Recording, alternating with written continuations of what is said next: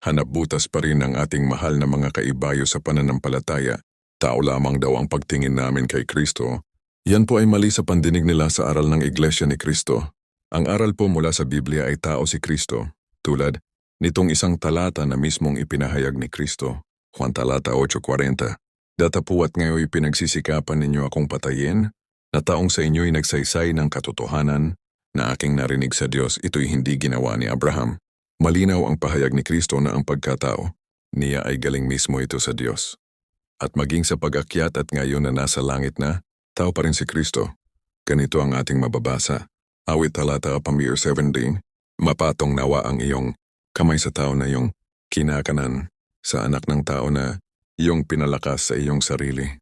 At maging sa muling pagparito o pagbalik, ay tao pa rin ang kalagayan narito.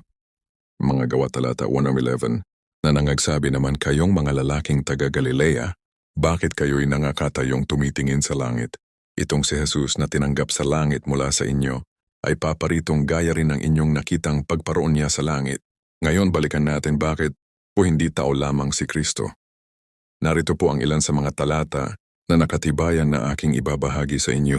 Lucas talata 1:32, siya ay magiging dakila, yari, tatawaging anak ng kataas-taasan, at sa kaniya'y ibibigay ng Panginoong Diyos ang luklukan ni David na kaniyang ama. Siya ay dakila at anak ng Diyos, ginawang dakila at anak ng kataas-taasan. Ano pa?